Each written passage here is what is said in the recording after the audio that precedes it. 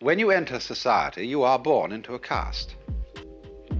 And this is very understandable in a community where you don't have a generalized system of education. You don't go to school, and therefore you learn what to do in life from your parents and your family. So if you grow up as a carpenter's son, it never occurs to you to do anything else but carpentry. Why would you?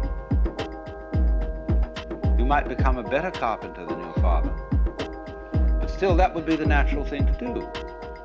It's only when one is exposed to school and then the people begin to talk about, well, what do you want to be in life? That people get the idea that they might be anything. So if this sort of way of life is natural to you, you don't find it particularly objectionable.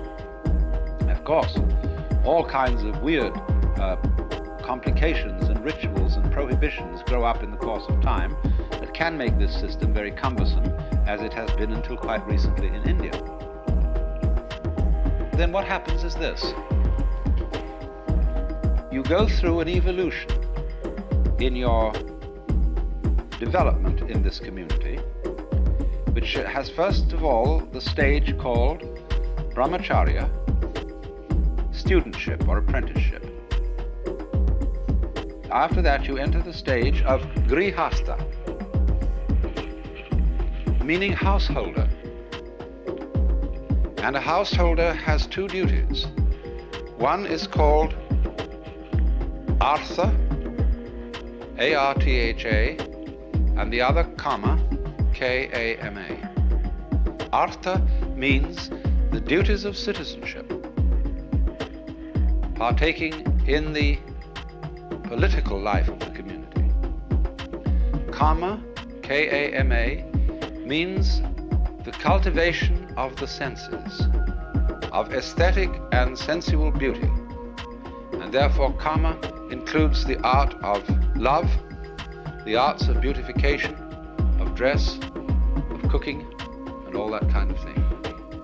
So that the Kama Sutra is the scripture about love.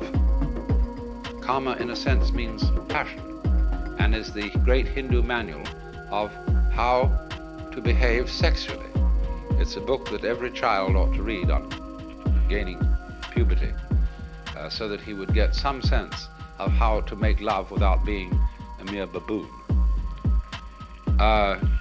Then there is also the Artha Shastra, and that is the scripture about rulers and the way of the Kshatriya caste.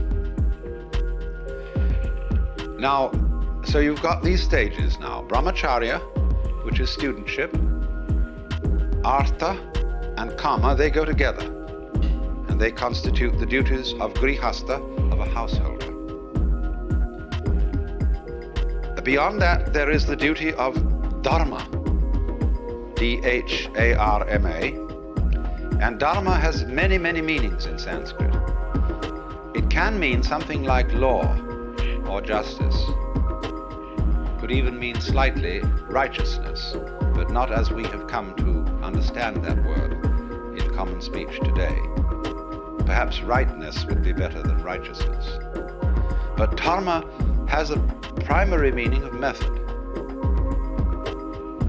So when we speak of the Dharma of the Buddha's doctrine, it is the Buddha's method, not law. So a citizen also has to conform to Dharma, and that is to say to ritual and ethical and moral game rules for the community. But now, when in the course of time he has established his household, he has taught his oldest son to take over the governorship of the household. The father, or for that matter, mother, may enter into a new stage of life altogether, which is not grihastha, but is called vanaprastha, and that means forest dweller, as distinct from householder. Now you see what's happened. We've gone full cycle. We came out of the forest as a hunter. We settled in a community and indulged in what is called in Sanskrit loka sangraha. Sangraha means upholding, loka, the world. Upholding the world game. And that is everybody's dharma or duty. Dharma can also be translated duty. And svadharma, SVA in front of dharma, means your own duty, or better, your own function, which we would translate into English as vocation. So everybody's caste work is his svadharma, and of course these castes are subdivided into various other kinds of specializations.